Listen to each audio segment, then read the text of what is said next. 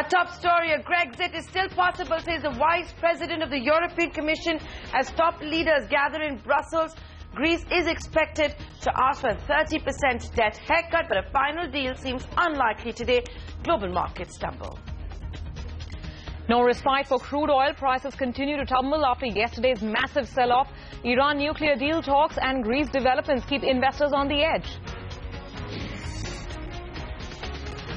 In a first for corporate India, lenders to Electrosteel Steels all set to assume control of the company to partially convert the company's 8,500 crore rupee debt into equity. That's the big CNBC TV 18 exclusive. Heineken takes a large swig of United Breweries, buys over 3% stake in the company from United Spirits, which will not be the promoter of United Breweries anymore. Sara throws in the towel, tells Supreme Court it cannot repay 36,000 crore rupees in 18 months. Will file a fresh petition to challenge the repayment schedule. Aviation experts raise questions over Indigo's IPO after a closer reading of its draft prospectus, raise eyebrows over the expiry of the term sheet with Airbus to buy aircraft and 3,500 crore rupees of dividend payouts to promoters over the last couple of years. The AP Shah panel or minimum alternate tax completes its consultation process. Sources say India Inc. should not be expecting a blanket relief from the taxman. Under pressure, Madhya Pradesh Chief Minister Shivraj Chauhan recommends a CBI probe into the Vyapam scam. Congress wants the Supreme Court to monitor the probe. Rural India is learning to live with less rains. Data shows consumption is not dropping even during deficient monsoon. A special report on India Business Hour.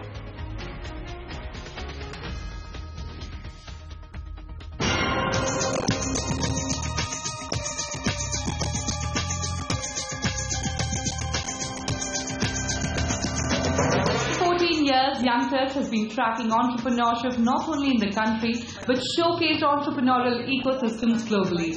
If we can say so ourselves, CNBC TV 18's Young Turks has played a crucial role in providing a platform for startups over the years. I was the universal mother for Young Turks. Now, I should have been upset because it really isn't dignified rubbing someone's nose in the fact that you're an old fossil, but I really wasn't, because I feel a strong connection with the people that have been featured on this show over the past 14 years. For myself to keep 14 years and going strong is the longest running show on the startup scene in India. Young Turks is holding a conclave as we speak in the national capital. We're going to keep getting you highlights from the day-long event on India Business Hour. Good evening and thanks for joining us tonight. I'm Nayantara Rai from New Delhi, and joining me from Mumbai is Surbhi Upadhyay. Hi, Surbhi. Hi, Nayantara. Well, yes, we will be getting you lots more from that Young Turks conclave, but Greece is our top story tonight. Lots happening, and markets are finally reacting after that referendum. They're reacting with a thumbs down. So let's get you the story. Greece could still leave the Eurozone. That was a dire warning from the Vice President of the European Commission as he arrived for a meeting of the Eurozone finance ministers in Brussels. That meeting has just wrapped up and no sign of a deal so far. You're looking at visuals of Greek Prime Minister Alexis Tsipras arriving for the meeting of European heavyweights. He's expected to seek out a 30% haircut on the debt.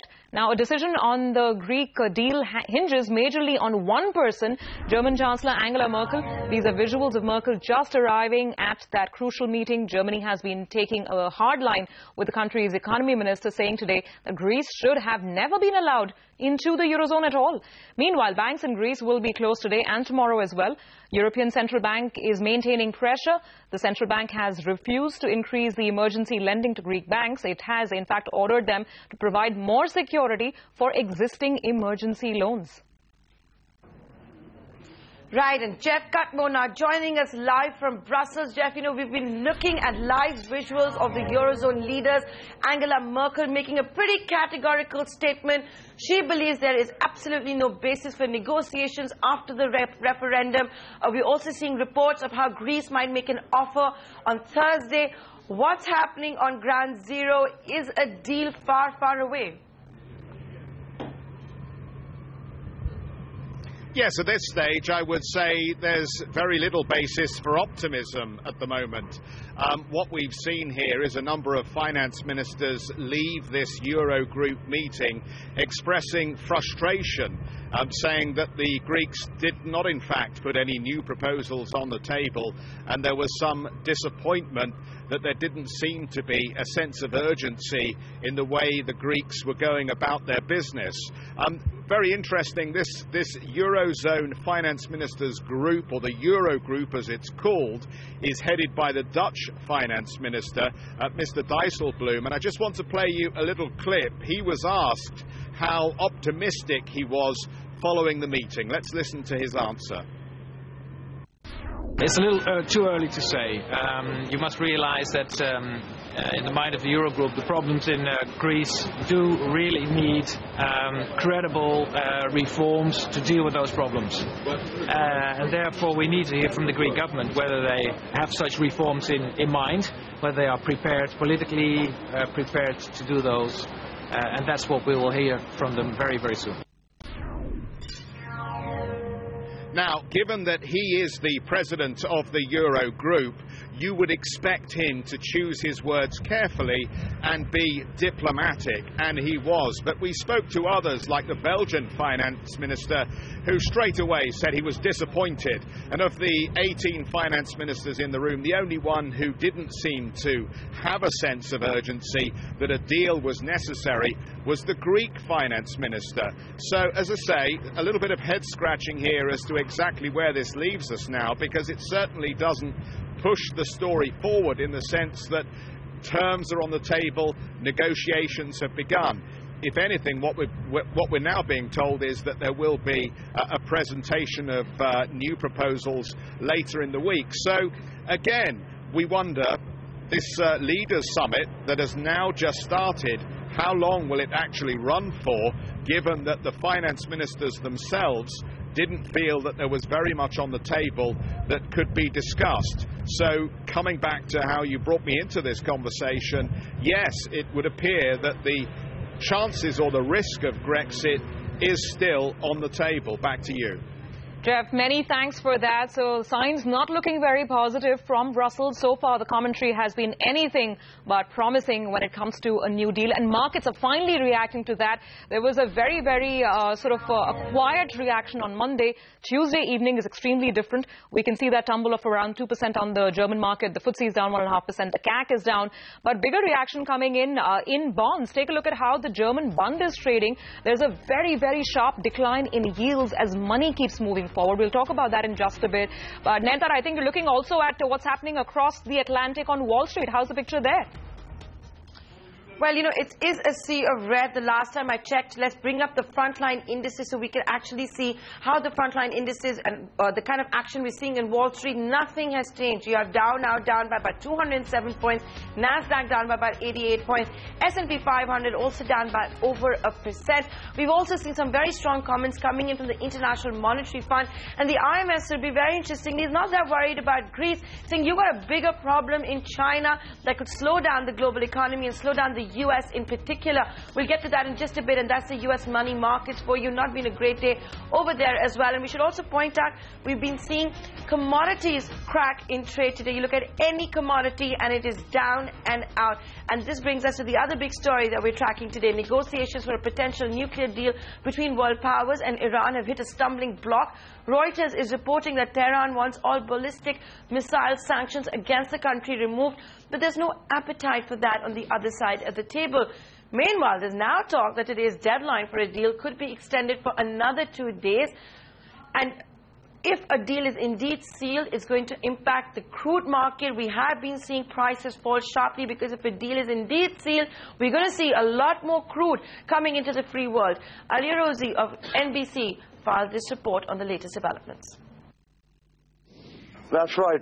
Another deadline is due to expire tonight in these negotiations that are proving to be somewhat elusive. It looks very unlikely that they're going to meet tonight's deadline. One of the issues that seems to be holding up these talks is a dispute over UN sanctions on Iran's ballistic missile program and a wider arms embargo. The Iranians are arguing that those missile sanctions should be lifted, the wider arms embargo should be lifted because it has nothing to do with the nuclear program. But Western diplomats are finding it very hard to accept that argument from the Iranians, saying that these two go hand in hand and they need to be sorted out together.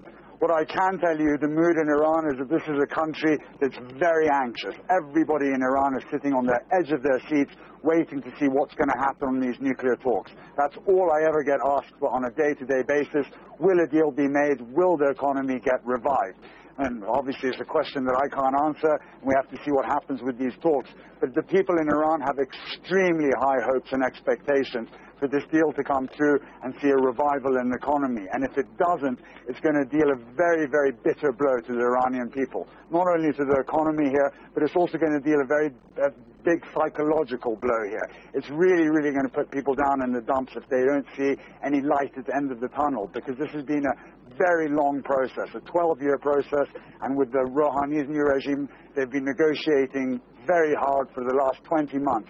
And for them to come back empty-handed from this is not going to go down well amongst the Iranian people, and it's going to put unsurmountable pressure on Rouhani. There was a newspaper article today saying that if the sanctions are lifted on Iran, President Rouhani has no excuse to revive the economy, and that's what he needs to do. But it's still going to be a very, very uphill task, even if the sanctions are removed. I spoke to an economist last week saying, look, sanctions aren't the only things that have really hurt this economy. It's been chronic mismanagement and corruption, and those aren't just going to go away overnight. Back to you guys. And if a deal is indeed sealed, like I was saying, we're going to see a lot more crude coming into the global market. That is also having its impact on crude prices. The sell-off very much continuing. We have Brent at $55.71 a barrel. NYMEX crude still below $52 a barrel. So in a sense, this means that the rebound that we had witnessed earlier in the day has been totally wiped out, as you can see with the prices over there. All of this thanks to what's happening in Iran, Greece, as well as the bad news coming out of China. Here are what a couple of experts have to say about that massive sell-off. It's largely macroeconomic uncertainty which is driving crude markets at the moment, and we expect that to continue. We've seen Greece, a large part of that has led to a weakening in the euro, relative strength in the dollar. That's weighed. And then there's also been other macroeconomic indicators which have kind of led to extreme caution in the financial markets at the moment. So the sell-off in Chinese stock market has also played its part in generally bearish sentiment. I think that's what we're seeing as the key drivers for the very near term. For Brent, as I said, I still think we're probably headed a little bit lower. I can certainly see that by the end of the month that Brent gets to sort of around 55. I know it's not too far from there now, potentially even a little bit lower. The top side, I think, is capped at around 60. Once we hit 60, I think we're likely to see more US production come back online. All of a sudden it makes it's a little bit more economical. So my line in the sand is probably around 52 to 60. I think 60 is the top side, 52 is probably the bottom for the next few weeks. Okay, so we're talking a slide in equities. We're talking about a move to bonds and, yes, a sell-off in commodities. It's not just crude that's seeing that sharp fall in prices. The commodities like gold, silver, copper, nickel, all of those metals are losing their sheen in trade today. Investors have been growing more and more cautious on the entire Greek situation, and also the sell-off that continues absolutely unabated in China. Look at the sharp cuts. They're 7.5% down on nickel, zinc losing 3%, metals like silver down 5.5%. Gold is relatively stable, but other metals, I mean, stable is a relative term considering the sell-off that we're seeing, but some major moves in those markets out there. Let's tell you what's happening in China now. Asian markets ended mixed, but the focus is squarely on our neighbor. The benchmark Shanghai Composite ended the day more than 1% lower. Analysts attribute today's losses to margin calls. That is when brokerages call in money owed by investors who borrowed to buy shares. In the past few days, China has rolled out a stream of measures to arrest the selling frenzy. These include halting new initial public offerings, raising quotas for foreigners to buy stocks, and an initiative by the central bank to provide funds to help investors borrow to buy shares. Over the past 3 weeks, about $2.4 trillion have been knocked off in value from China's equities. Stephen Roach of Yale University believes that China is undergoing some fundamental changes. This model shift from manufacturing-led exports and investment to services-led consumer demand is something that they are continuing to emphasize. They're not backing away from. And tactically, they've got a big problem on their hands with the stock market, and they're addressing this with short-term measures, but they're not backing off on the fundamentals of this model change, which I think is good news. The sell-off continuing unabated in China. Let's tell you what happened on our equity markets today. Caution was clearly the buzzword for the Wall Street as the European leaders gathered in Brussels to discuss the Greek referendum. On to the Nifty first. That clocked marginal losses in what can best be described as a range-bound session. That index continues to hold its head above 8,500 mark. Sensex, that lost about 30 points thanks to a minor sell-off that we saw in about the last 60 hours of trade. Mid-caps continue to outshine the blue chips. That index gained close to 0.5%. On to the big corporate story of the day, and this is a big CNBC TV exclusive, and it's a first for India Inc. Sources say lenders to Electrosteel Steels all set to take over the company under the RBI's new strategic debt restructuring norms. Ritu Singh, who broke that exclusive, now joins us with more details. Ritu, what is the exposure that banks had to Electrosteel Steels?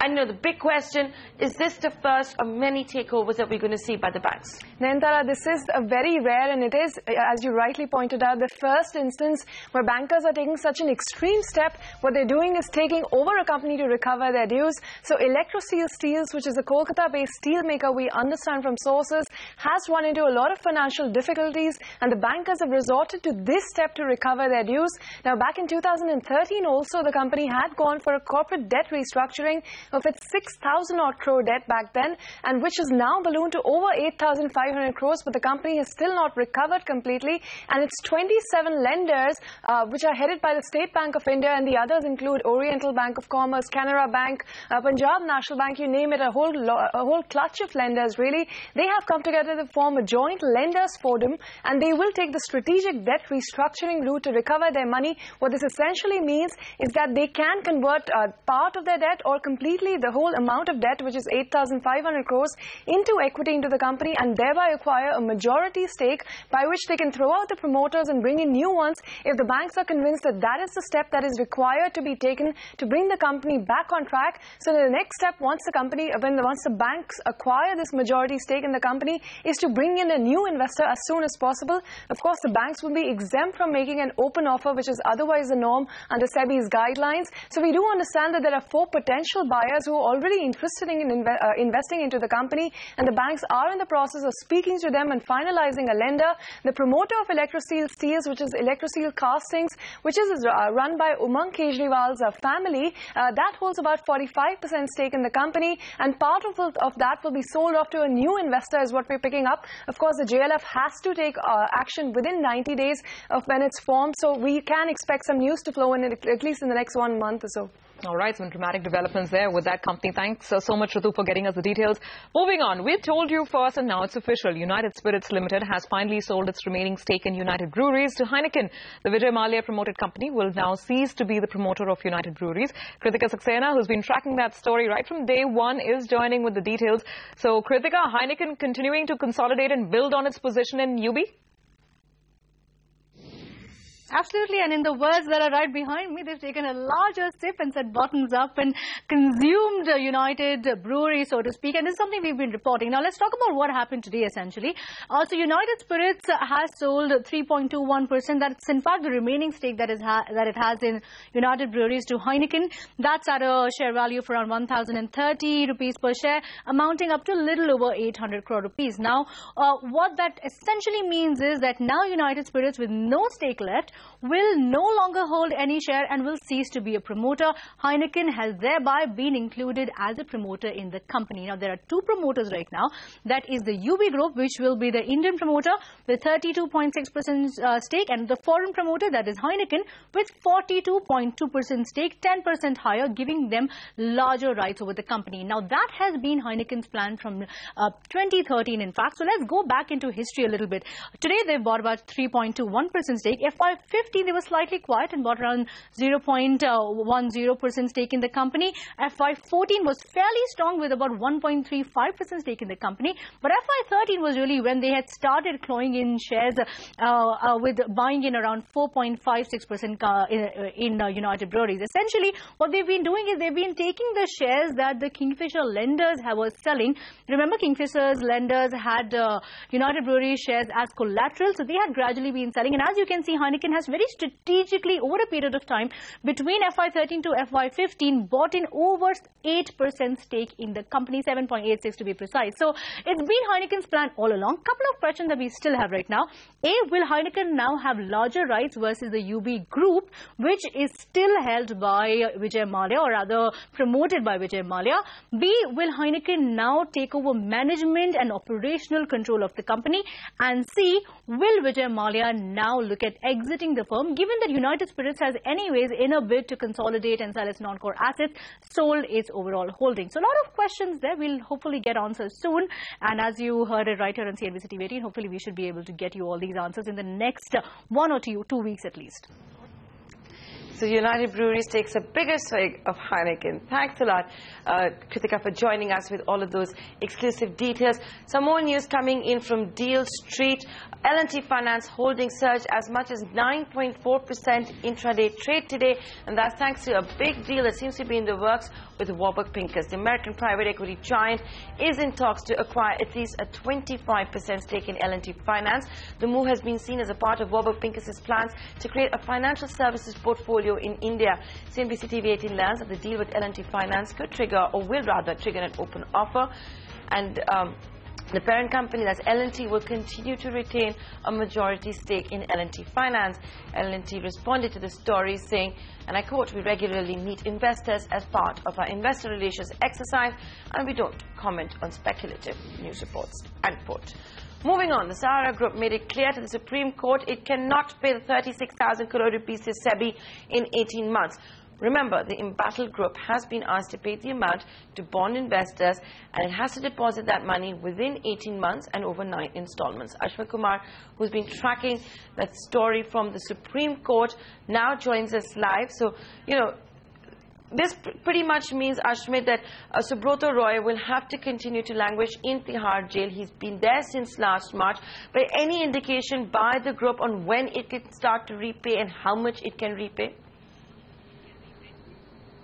Well, those are intricate questions which will be answered as and when Sahara moves ahead in terms of filing its application. But in describing the broad contours of this application in today's hearing, the Sahara councils made their position very clear that despite the finality that was achieved by way of the Supreme Court order in June saying that 36,000 crore rupees has to be repaid within a period of 18 months, the councils of Sahara Parivar making their position very clear that that is just not going to happen. That is just not possible. The group expressed its inability. The group in fact, the councils went on to argue that no corporate in corporate India can come out with those kind of figures, and that they will not be able to meet the prescriptions of the Supreme Court order.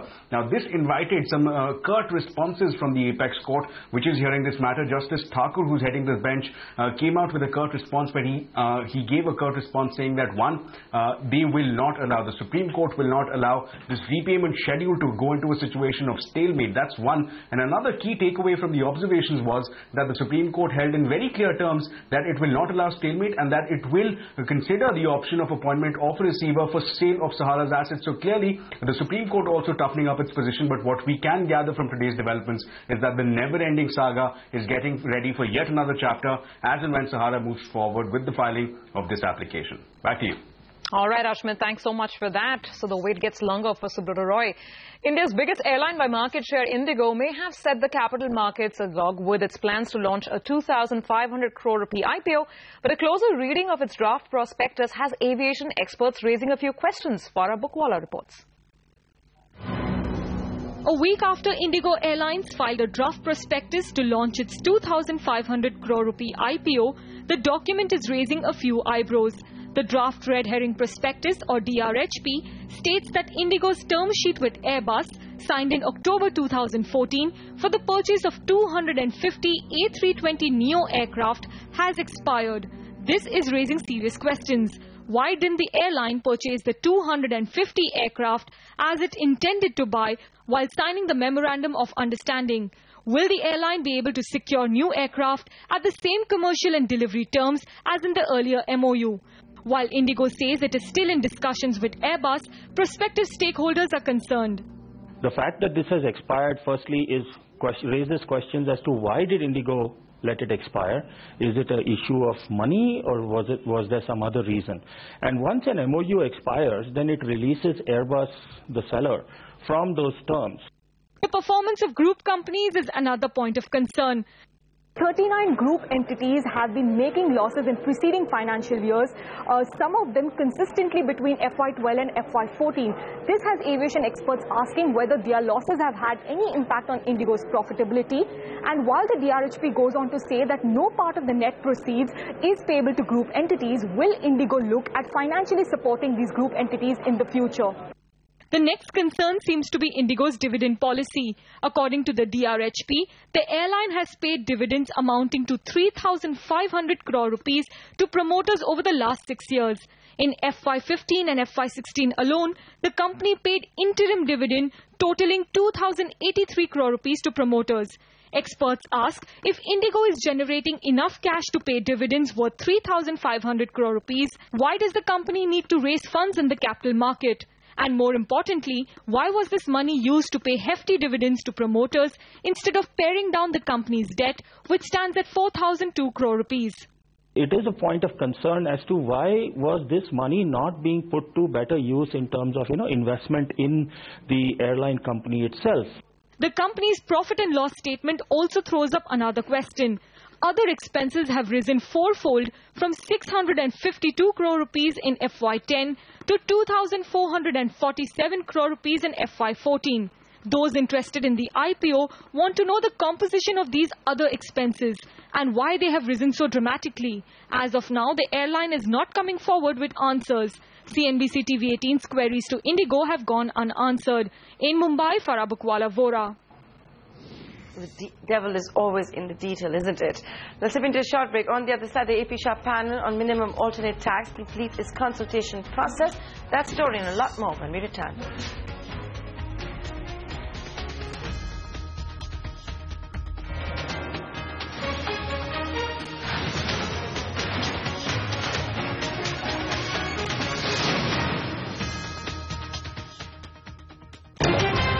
The Wall Street appears to have shrugged off fears related to the Greek issue, but the Nifty hasn't been convincingly able to cross the 8,500 mark. Andrew Holland of Ambit Investment Advisors will be with us to discuss markets, earnings and investment ideas. Well, Bank of America Merrill Lynch is seeing a resurgence in the demand for quick service restaurants. Westlife Development, that operates the McDonald's chain of restaurants, will join in to tell us whether the worst is over. Federal Bank has become a favorite of many brokerages for its ability to gain market share in the growing southern Indian market. We speak with the Managing Director and CEO of the bank, Shyam Srinivasan. Well, recent trends indicate that there is a slowdown in the consumption of power. Is this the latest in the long list of woes for the power sector? We find out more from the Power Secretary, Sanjay Agarwal. The worst may not be over for Greece's finances, but is the worst over for financial markets from the Greek issue? We will discuss with Harold Vanderlyn of HSBC Asset Management. All that and more coming up for you on Bazaar tomorrow morning starting 8 a.m.